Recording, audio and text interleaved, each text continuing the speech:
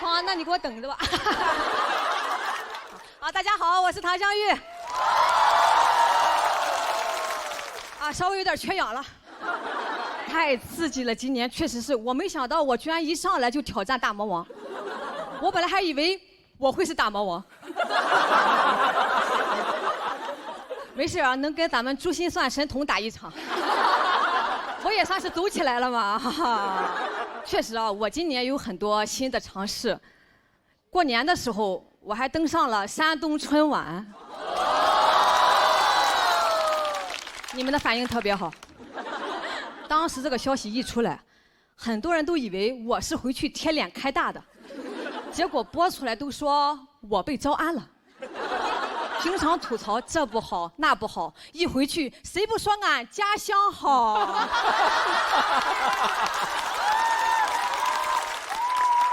上春晚我家里特别重视，我爸说这是荣誉，必须去。去之前给我下了死命令。不许说山东不好。我说我从来没有说过山东不好，我一直说的是咱家不好。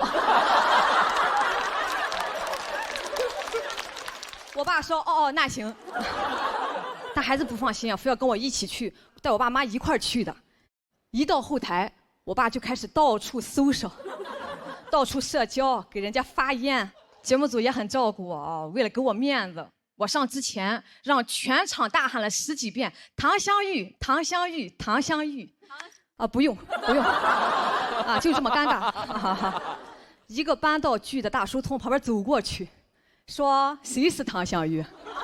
咋还不来呢？”我说：“刚刚是谁给你发的烟呀？”他说：“那个老头就是唐湘玉啊。”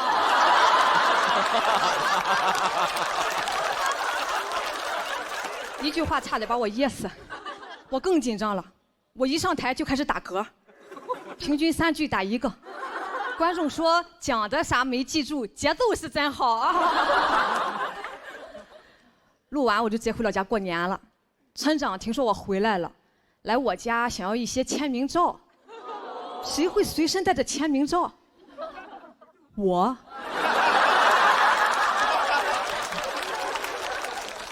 但我在路上就已经发完了。年底照相馆也不开，去打印店印了一些纸的。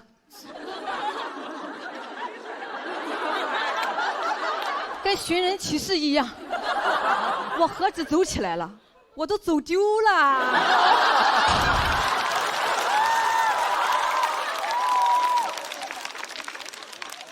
去年我在节目上讲了很多催婚的段子，还记得吧？一度成为了我的舒适区。今年讲不了了，没有人催了。我的家人们对我异常尊重，尊重的像家人一样，尊重到毫无素材，我都得引导。我大娘问我20几了，我说31了。她说31了，我心想快说我快说我。她说31。好，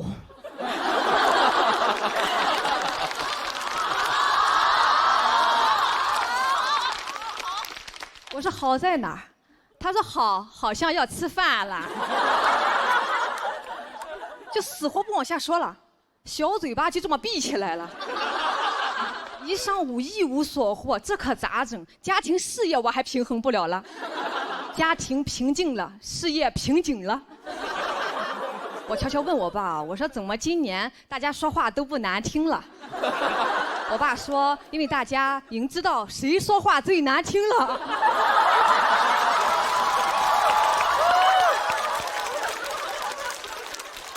很多亲戚他是刷短视频看的我，短视频剪得稀碎，有些连梗都剪掉了，只留着我骂人的部分。所以有些亲戚他不知道我是在说脱口秀，单纯以为我疯了。我也没想到我一发疯，大家都正常了。吃饭之前，我大爷就我们家族现在权力最高的人，亲自过来问我：“你上哪一桌？”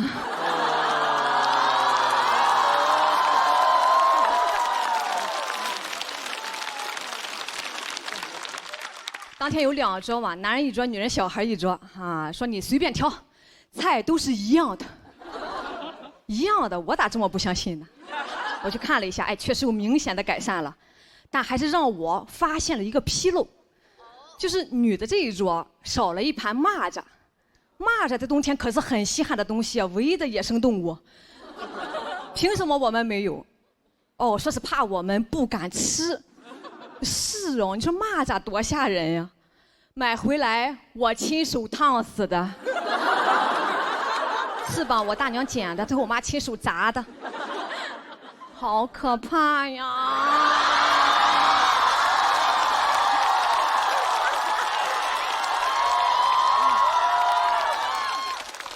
我们只敢做不敢吃啊！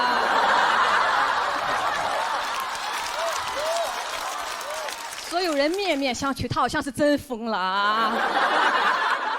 我们这桌也有劝我的，说那是人老爷们下酒的，你抢啥呀？别耽误人家喝酒，喝酒着什么急的？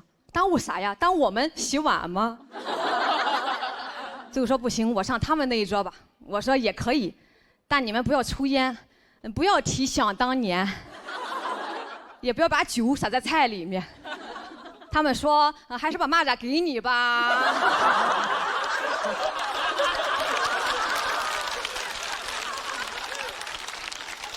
所以今年呢也没啥啊，没有什么翻天覆地的变化，就是吃上了蚂蚱。但我已经很满足了，别人有的我们也得有，蚂蚱再小也是肉。好，谢谢大家，谢谢。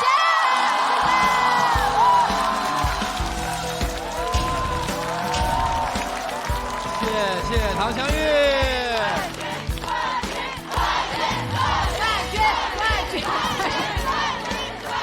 喜欢唐湘玉今天的表演，请千万不要忘了为她投票。3、2、1，请锁票。谢谢谢谢，哎，咱们2位去年就一直在的气氛组组长大林跟天真，是不是也时不时会在社交媒体上刷到他的这个状态？是，经常看他走红毯。首先我特别开心啊，因为我感觉到我们的老选手真的还在变化，还在成长，所以这点非常开心。第二，我感受到你非常松弛，尤其从你的肢体语言上能完全感受到，你居然在撒娇哎。姐，但你知道吗？我在文本上写的是括号，向左划拳、握拳、半圈儿。舞蹈，真是舞蹈。比如说您这撒娇啊，包括付航刚才那个说那学长让他过来啊，我也可以啊。对，你看，我就发现，当咱们把语言和思想这东西玩到极致之后，你还想再丰富你的表演，一定要再加入这些个，这个形体啊，包括你像杨笠后来学唱歌，我觉得都是因为这个，就是我们要学各种各样的技能来丰富自己的表演。说明您现在已经不仅仅是一个脱口秀演员了，您现在在向更大的舞台迈进。因为我也有一些影视资源。是这样的，郭老师，我跟你想的一模一样啊，一模一样。他特别懂我，就是，我是希望我是跟我去年的我自己比，跟我以前的我自己比，我把我设计的那些呀，那些我想让大家看到我，成长那些呈现也好呀，什么小肢体也好，我以前不就这样吗？只能这样，而且我只能往下看，我不敢看那边啊，我现在变了，我想跟我去年的比，我有进步就好了。对，就今天比昨天好，那就是进步。别管进步多么微小，咱都是普通女孩，都慢慢来呗。然后还有之前，我跟天真姐有一次对话，就是你特别希望我走出那些困境嘛。我知道，我去年主要是在讲述这些困境，想让大家知道我们在经历什么。你得先看到我们在经历这些，对吧？我今年让大家看到的是可以走出来，是可以走出来的哦。可以的，就是我先清除眼前那些障碍，咱们就往前走了，是可以的，是可以的。我可以，你们也可以。特别好。我觉得你好看。这么朴素的评价，那可能是因为做了医美吧。就觉得有一些变化说不出来他可能是因为他自信养成，就大家给予你力量，然后你感受到这个力量，你自己变得更强大因为我是叫飞行嘉宾，我就只来这2集，挺遗憾的。我想老来，因为我觉得到最后有机会产生一个女性的冠军，喜剧之王，真的很强。包括已经晋级的各位，包括还没有登场的啊，我很期待的，我特别期待史岩，吓着了，孩子吓着了，真是。嘻哈，他今年是第1次来参加这个节目，但是他线下已经很有影响，所以我就感受到这个节目里面，各种各样的美，然后女生们都这么棒，真的很了不起，很赞叹。哦，我觉得您给到我这个赞叹，您也了不起，您也了不起，真的。真是感叹于你们这种惺惺相惜的感情。好，谢谢。那香玉获得了我们气氛组的满票，请你先入座休息。唐香玉今年的作品就特别像短剧，回鲁之后啊，回山东之后拿回属于我的一切，挺好，有一种连续剧的感觉啊，好像我们陪着他成长。我觉得唐香玉非常勇敢的一点是，像我这种也是文本型的，我根本就不敢站这种能炸飞全场的，但是我觉得他今天就是勇气非常足。那我既然接付航，那我就做一下，然后然后起来之后缺氧了，真缺氧了。现在我觉得非常满意，我好像也会呈现了。以前演这篇可能不会有这么旺盛的生命力啊，就是大概是站桩嘛，顶多是多一点手势，但已经激发到那个场子下，我把它全都放大了。好可怕！反而这一篇可能更加有活力，更加生动了。我谢谢付航留下的他的那些能量，我很感谢。接下来要登场的这一位，就是大鹏导演刚刚提到的新人中，很多人都非常期待他的表演，也请观众给他最大的热情。我们掌声有请嘻哈。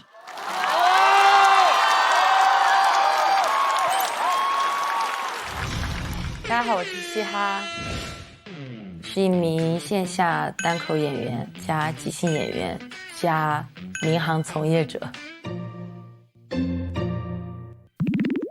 嘻哈还是线下这2年非常有讨论度的一个演员，在同一天之内，一个城市连开2场售罄的，这是非常厉害的。就有很多的脱口秀演员，大家就慕名而去，口口相传。第4位组长，嘻哈！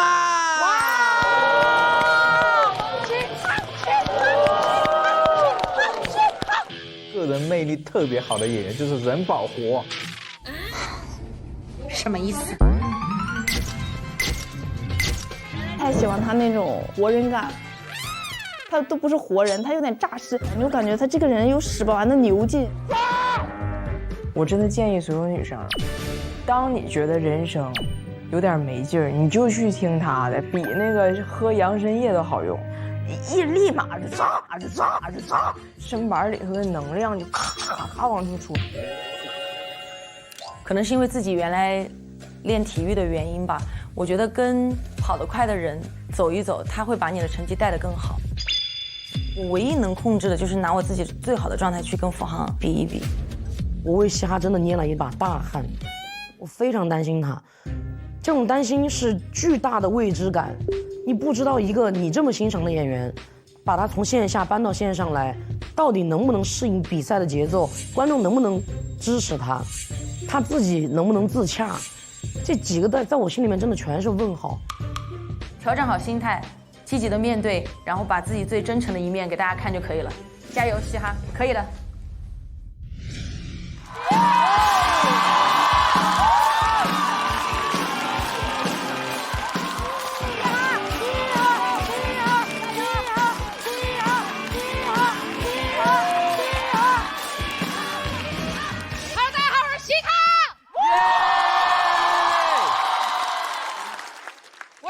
看得出来吧？好，这都不算什么。我刚开始讲单口的时候，我是那一组唯一一个女演员。那个时候主持人介绍我说，接下来上场的是位女演员。观众说啊，主持人说没对，垫了一句，她还是个空姐。观众啊，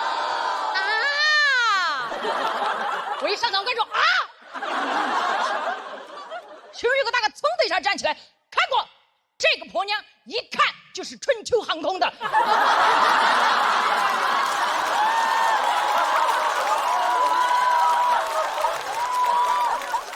什么意思啊？别这样，每个航空公司的乘务员各有各的美，知道吧？这都算了，就是因为大家有这样的反应。前段时间我去看医生，因为腰不好嘛，我一进去那个医生的诊室，有2个老头躺在那个地方针灸。当时医生看完我那个片之后，觉得我非常的严重，他说：“干什么工作的这么年轻，腰伤那么严重？”我不好意思说我是空姐，我怕2个老头站起来笑我，我忍了一下。他要给我开脾气，他说：“你快点干什么的？”我说：“医生你，我高空作业。”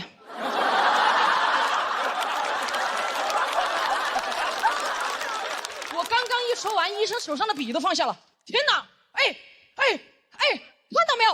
高空作业，妹妹。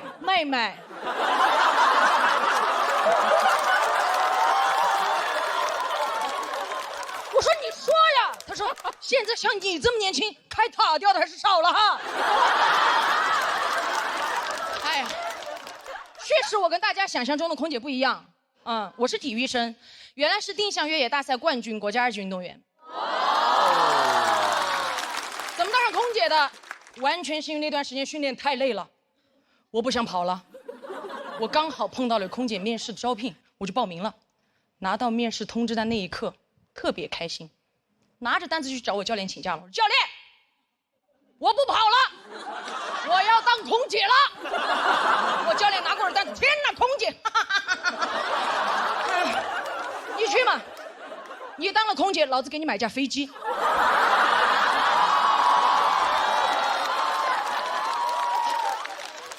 当天面试的时候，我分到的那一组堪称当天面试的死亡之组。什么意思？条件太好了，因为我们那天所有人都分成7个人一组，最多就是7选2，有些甚至一组全部淘汰掉。我一进去我们那一组，不要说7选2了，我进去我都选了4个了。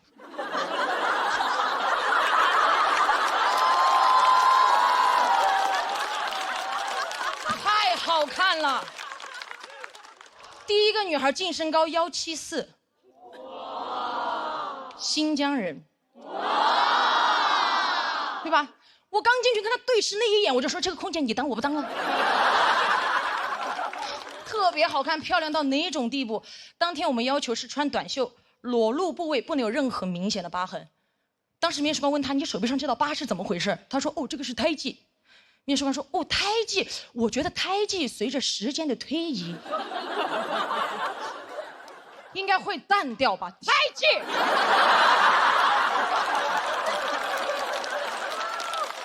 随着时间的推移淡掉，他在想什么？又不是爱情。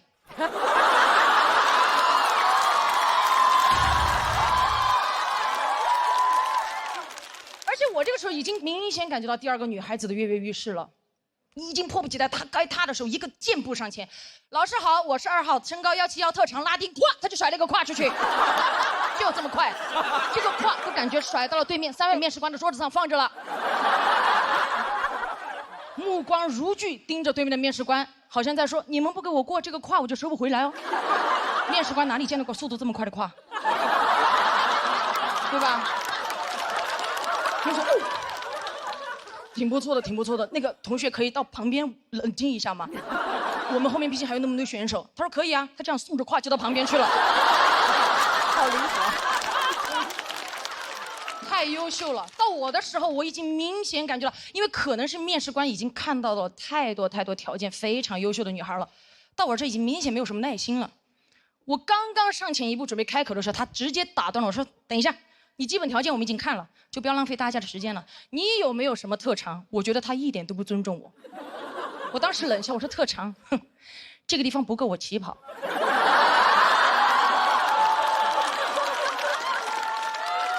如果老师想看的话，可以放我下去跑给大家看。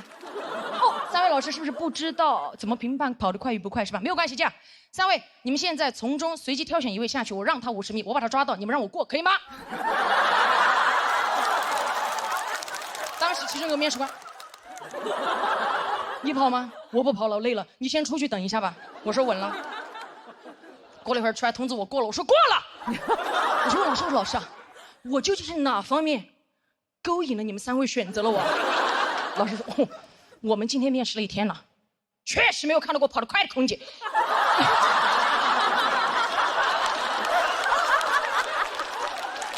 你要跑得快的空姐干嘛？后来上了班才知道，个别旅客啊，极个别，他上了飞机以后，他认为空姐是住在行李架里面的。怎么说？就只要他一按呼唤铃，所有空姐必须像氧气面罩一样快速掉在他面前说：“怎么了？”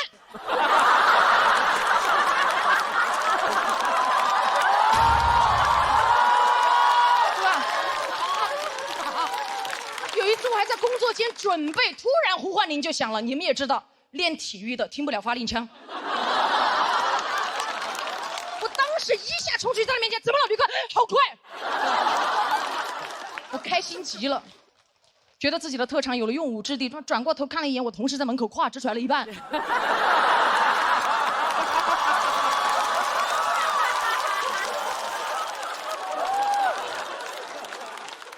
我完全能理解大家为什么想象不到我当空姐的样子，因为这个社会对这个职业的刻板印象确实太多了，对吧？很多电视短剧里面拍的空姐就是这样，穿着短裙丝袜高跟鞋，拖着一个飞行箱在那个候机楼走过去走过来的，对吧？都是这样，完全不是这样的。而是我当了空姐之后，非常不能理解，为什么我们在那么复杂的高空环境下工作，还要穿短裙、丝袜、高跟鞋，就不能穿裤子吗？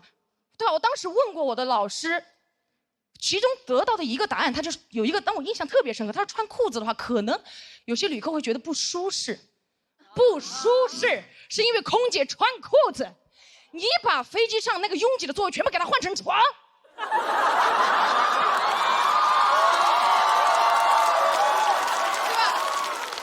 空姐穿着盔甲站在他面前，他都会不会觉得不舒适？睡着了看不见，哇咔哇咔，看不见。而且丝袜这个东西真的很不方便，真的，在这个职业里，我不知道它的作用在哪里。从舒适度和安全的角度来讲，都达不到，不保暖还掉裆，穿过的都知道，对吧？有些质量不好的非常恼火，哪怕这个世界上跑得最快的男人博尔特，这身装扮参加奥运会，对吧？过去各位，预备，砰！他撞线那一刻，博尔特100米成绩58秒69，没有破纪录，破了2双丝袜。而且，如果飞机遇到紧急情况着火了，真的需要撤离旅客的时候，我们撤离的最后一步，所有乘务员需要脱掉自己的丝袜，因为丝袜的材质在这种环境下非常容易起火。你不是知道它不安全吗？在这么紧急的情况下，还要花时间去脱丝袜，那为什么一开始还要穿？你哪怕给我穿一条厚一点的牛仔裤，起火的时候，我甚至可以把它一屁股坐灭。真的。对吧？遇到紧急情况，这个时候着火了，我说火在哪？我一屁股坐过去，我的同事拿着我灭火器来，火在哪里？我说火在当下。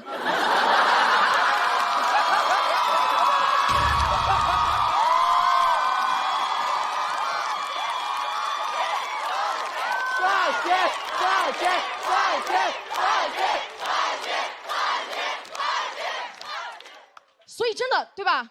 所以空姐穿裤装真的会让人觉得不舒服吗？今天我刚好穿了裤子，我想拜托大家跟我在一起感受一下。尊敬的各位旅客，晚上好。我代表全体机组成员再次感谢您选乘本次航班，我们愿与您共同度过一段愉快而舒适的旅程。我是本次航班乘务长希哈，谢谢大家，我们下次再见。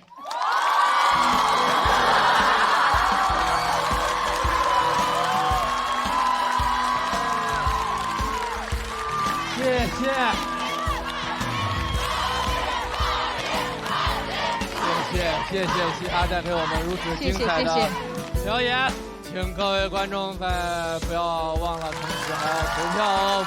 最后3秒钟倒计时，3、2、1，请锁票。再次感谢希哈。谢谢大家。爱奇艺。